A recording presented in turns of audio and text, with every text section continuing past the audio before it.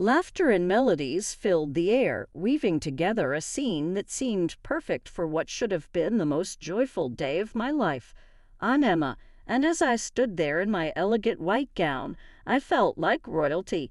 Everything seemed like a dream, until in an instant it all came crashing down.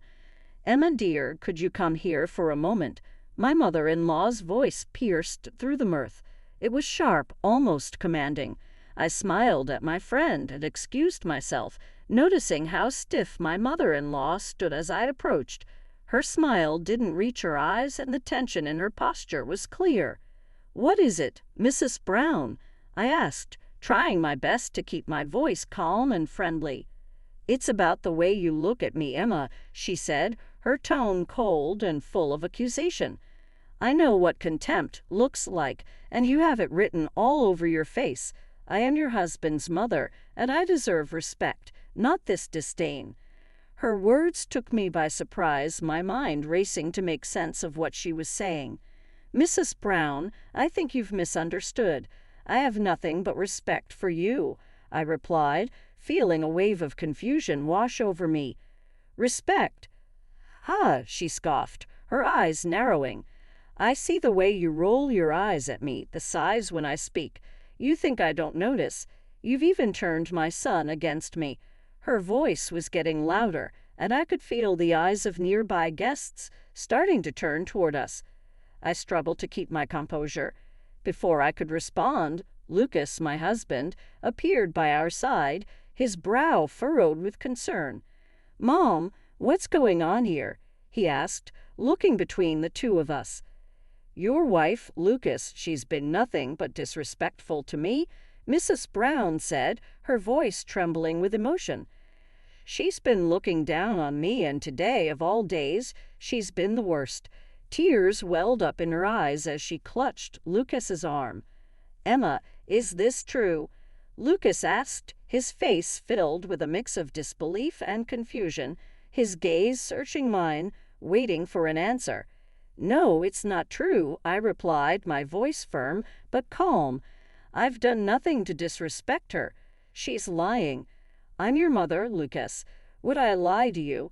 Mrs. Brown cried, her grip on his arm tightening. Tears now streamed down her face, adding to the drama unfolding in front of everyone. For a moment, the world seemed to slow down as Lucas's face changed from concern to anger. Without warning, he reached down, took off his shoe, and in one swift motion struck me on the head. The sound echoed in the now silent room, and I stood frozen, my hand instinctively rising to my stinging scalp. The guests around us gasped in shock, but no one moved. I felt a mix of emotions, hurt, betrayal, and anger, all swirling inside me. I wasn't sure what to say or even how to react. "How could you?" I whispered, though I wasn't directing the question to anyone in particular. I wasn't just asking Lucas or his mother, but the entire universe, as if searching for an explanation for this nightmare I had walked into. Lucas, realizing what he had done, stammered, "Emma, I didn't mean it. I was just—" But I didn't let him finish. "No," I said, my voice firm and steady despite the storm brewing inside me. "You've shown me exactly who you are." The pain of being hit was nothing compared to the pain of realizing the man I had just married was capable of this. I turned away from them both, knowing this moment had changed everything. I faced the guests, most of whom were still staring in stunned silence. "I'm sorry you had to witness this," I said, my voice calm though my heart raced. "Please continue to enjoy the celebration. I need a moment alone." Without waiting for a response, I walked out of the room. The music had stopped and the laughter had died down. The world outside seemed so different now, the joy and excitement of the day a distant memory. I found a quiet corner away from the noise and chaos, my mind racing with thoughts of what had just happened. How had everything fallen apart so quickly? Just moments ago, I had been filled with happiness, believing I was beginning a new chapter of my life, and now I felt like my entire world had been turned upside down. My mother-in-law's accusations, Lucas's assault, the judgmental stares of the guests. It was all too much to bear. I needed time to think, to process everything. Could I really continue with this marriage after what had just happened? Could I trust Lucas again? The questions weighed heavily on my mind as I stood there, feeling lost and unsure of what to do next. But one thing was clear: my life had changed and there was no going back. The perfect day I had imagined was gone, replaced by something darker and more painful. What I had to do now was figure out how to move forward, even if that meant doing it alone. I walked away from the crowd, and as soon as I did, I could hear the whispers start behind me, but I refused to let them affect me. I kept my head held high, knowing that this was not the end for me. Instead, it was the beginning of something new. My mind started racing, forming a plan. I wasn't going to let this humiliation go unanswered. Once I reached the privacy of the bridal suite, I allowed myself to finally feel the emotions I had been holding back. Tears streamed down my face, but they weren't just tears of pain. They were also tears of determination. This moment wouldn't break me. I would not be a victim. I would rise above this and become a victor. My resolve was stronger than ever. After everything that had happened, I knew that I had to take action. I couldn't let them get away with it. The first step in my plan was to gather proof, undeniable evidence of the way Lucas and his mother had treated me. I decided to hire a private investigator to help me. Mr. Harris was known for being discreet and effective, just the person I needed for this delicate situation. "Mr. Harris, I need your help," I said when I called him. "My husband, Lucas, and his mother haven't exactly been kind to me. I need evidence of their behavior." "What kind of evidence are we looking for?" Mr. Harris asked, his voice calm and professional. "Anything that shows a pattern," I explained. "Emotional, financial, or even legal abuse. Anything that can prove what they've been doing." "Understood," he replied. "I'll start with surveillance and a background check. I'll dig into their pasts, finances, everything. You'll get what you need." With Mr. Harris on my side, I felt like I was finally taking control. I began recording every interaction I had with Lucas and his mother, every phone call, every conversation. I needed all the evidence I could gather. I wasn't going to leave anything to chance. In the midst of all this chaos, my best friend Sophie became my biggest source of comfort and support. She had been there for me through everything. "Sophie, I don't know how I would get through this without you," I confessed one day when things felt especially overwhelming. "You don't have to go through this alone," she reassured me. "I'm here for you always. So what's the plan?" "I'm collecting evidence," I said, explaining my plan to her. "Mr. Harris is helping too. I want to expose Lucas and his mother for who they really are." Sophie looked at me with concern. "Be careful, Emma," she warned. "They're not going to see this coming, and when they do, they'll be furious." "I know," I nodded, "but I can't let them get away with this." Over the next few weeks, the evidence I collected started to build up. It was clear from the phone calls that Lucas's tone was often aggressive and demeaning. The financial records Mr. Harris uncovered revealed just how much control Mrs. Brown had over his assets. Some of the transactions we found were questionable, hinting at possible fraud. The more we uncovered, the more disturbing the picture became. One evening, Sophie and I sat down together to review all the findings. As we combed through the documents, something jumped out at us. "Look at this," I said, pointing to a series of bank statements. "They're moving large sums of money, but where is it all going? And these emails," Sophie added, scanning through them. "It sounds like they're planning something, but we don't know what yet." "We need to connect the dots," I said, feeling the weight of everything we were uncovering. "This isn't just about emotional abuse anymore. There's a whole web of lies and manipulation going on." Sophie's eyes widened as she stared at the evidence in front of us. "Emma, we're on to something big here," she said, her voice filled with both excitement and fear. The more I delved into the evidence, the clearer it became that Lucas and his mother were involved in more than just toxic behavior. This went beyond their mistreatment of me. They were hiding something much bigger, something possibly illegal. I could feel the truth slowly unraveling, and I was determined to see this through to the end. As the days passed, I became more focused on my goal. I wasn't just collecting evidence for myself anymore. I was uncovering a story of deceit and manipulation that needed to be exposed. Lucas and his mother had spent years weaving this web of lies, but now I had the power to tear it all apart. There was still much to be done, but I was no longer the helpless bride they had tried to humiliate. I was stronger than they had ever realized, and soon the truth would come to light. This wasn't just about getting justice for myself. It was about making sure they faced the consequences of their actions. I wasn't sure how things would end, but one thing was clear. I was ready to fight, and I wasn't going to back down. The whispers of that day were nothing compared to the roar of truth that was about to come crashing down on them. I would no longer be a victim of their games. I would be the one in control. As I pieced it all together, looking over the documents again, I realized something shocking. "I think they're embezzling funds from Lucas's company," I said to Sophie, my voice barely above a whisper. "These documents, they're incriminating." Sophie looked at me, her face serious. "Emma, this is really serious. You need to be careful. They won't take kindly to being exposed."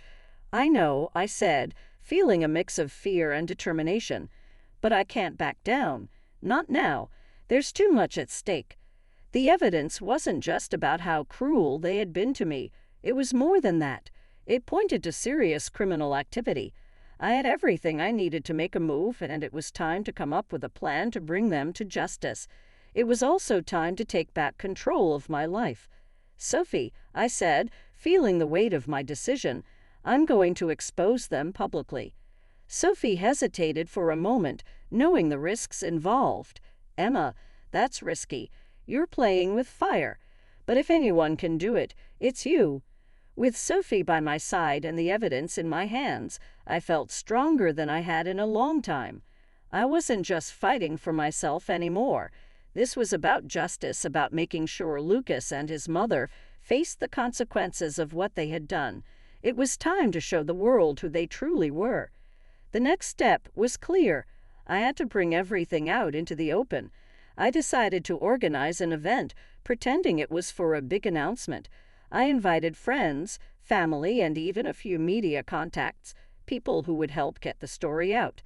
The venue was lavish, with an atmosphere full of excitement and curiosity. Everyone was eager to hear the news. As I stood at the front of the room, I took a deep breath. The time had come. "Thank you all for coming," I began, keeping my voice steady and my expression calm. Lucas and his mother, Mrs. Brown, stood beside me, smiling. They had no idea what was about to happen. "Emma, darling, we're so proud of you," Lucas said, his voice sweet but insincere. "Whatever the announcement is, we support you." His words felt like poison, but I stayed composed. "I've gathered you all here to share some important truths," I said, pausing to gauge the room's reaction. "Truths about my marriage and about the Brown family." Mrs. Brown's smile faltered. "Truths," she repeated, her voice shaky with confusion and fear. "Emma, what are you talking about?" "I'm talking about the abuse, the lies, and the illegal activities that have been going on behind the scenes," I said, my voice growing stronger with each word. The room went silent. The tension was thick, and all eyes were on me. "Emma, have you lost your mind?" Lucas's face turned red, his anger barely under control. "Quite the opposite, Lucas," I said calmly. "I've never been more clear, and I've never been more sure of what I need to do." I gestured to the screen behind me. "Exhibit A," I announced as a video started playing. It was a recording of one of our many heated, abusive conversations. The crowd gasped as they heard Lucas's voice, full of anger and cruelty. The murmurs grew louder, and I saw Mrs. Brown's face go pale, her hands starting to tremble. This is just the beginning, I said, holding up a folder filled with documents. These papers show financial irregularities, embezzlement, fraud. It's all here. You can't do this, Emma, Lucas shouted, his voice a mix of pleading and threat. You're ruining everything. I looked him straight in the eye. I'm not ruining anything, Lucas. I'm exposing the truth, a truth that everyone deserves to see. The media personnel I had invited started clicking their cameras, capturing every moment of this dramatic revelation. There was no turning back now. This was it. Emma, please. Mrs. Brown's voice was barely a whisper, her confidence shattered. Let's talk about this privately. There's no need for this public display. I shook my head. No, Mrs. Brown. No more private discussions.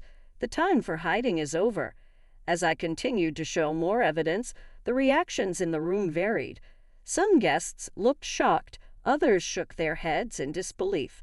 There were whispers and murmurs among the crowd, but no one could deny what they were seeing. Lucas and Mrs. Brown stood frozen, the masks of respectability slipping away, revealing the truth beneath. This is my story, I said, addressing the room, a story of surviving abuse and standing up against injustice. I refused to be a victim any longer. The event ended in a flurry of activity. Reporters swarmed around me, asking questions, while many guests approached to offer words of support and admiration. I had done it. I had exposed the truth, standing strong and maintaining my composure through it all. It was a moment of triumph, a moment where I finally reclaimed my power and my voice. But this wasn't the end. The courtroom was the next step, the place where everything would come to a final conclusion. As I sat in that stark, imposing room, a mix of nervousness and determination washed over me. My lawyer sat beside me, ready to fight for justice. This was the final act of my journey, and I was ready to see it through to the very end. I couldn't help but notice how uneasy Lucas and Mrs. Brown looked across the courtroom. Their once confident faces were now filled with anxiety as the trial began. Your Honor, we are here to present the case against Lucas and Mrs. Brown, my lawyer said, his voice steady and strong. This isn't just about a divorce. It's about years of emotional and financial abuse that Emma has endured. Lucas leaned toward me from across the room, whispering, Emma, you can't win this. You're going too far. I met his gaze, my voice calm but firm. This isn't about winning, Lucas. It's about justice. It's about showing everyone who you truly are. The trial moved forward, and my lawyer presented the evidence with precision. There were the recordings of Lucas's cruel words, the financial documents revealing their manipulation, and all the proof that painted a clear picture of the painful life I had lived. Each piece of evidence was undeniable. Your Honor, as you can see, the evidence is overwhelming. My lawyer continued, we are not only seeking the divorce, but also legal action for the wrongs that have been committed against my client. Mrs. Brown, clearly rattled, tried to defend herself. Your Honor, this is all just a misunderstanding. Emma is exaggerating, she stammered, her voice weak, even to her own ears. I looked straight at her, my words steady and direct. Exaggerating. The evidence speaks for itself. You can't hide from the truth anymore. The judge listened carefully, reviewing all the evidence and testimonies presented. After what felt like an eternity, she finally made her ruling. In light of the overwhelming evidence, I grant the divorce and order legal action against both Lucas and Mrs. Brown for their conduct. As the gavel struck, a wave of relief and vindication washed over me. It was over. I had stood up to them, fought for justice, and emerged victorious. The long, painful chapter of my life was finally closed. With the legal battles behind me, I knew it was time to start a new chapter, one focused on healing and rebuilding. I found a small, peaceful home in the countryside, a world away from the chaos and drama of my past. The quiet and beauty of the place were just what I needed. Sitting on the porch of my new home with a warm cup of tea in my hands, I gazed at the serene view before me. The trees gently swayed in the breeze, birds chirped in the distance, and the sun shone softly. For the first time in what felt like forever, I felt a sense of peace wash over me. This was a fresh start, a life free from lies, manipulation, and pain. My journey had been difficult, but it had been worth it. I hadn't just survived, I had triumphed. I had found my inner strength, reclaimed my voice, and now I was free. As the sun began to set, casting a warm glow over the horizon, I smiled to myself. I was exactly where I was meant to be. The future was uncertain, but it was mine to shape, a future filled with hope, healing, and happiness. This was my story of triumph, the story of a woman who refused to be silenced. I had stood tall against all odds, and now I was living a life of freedom and peace.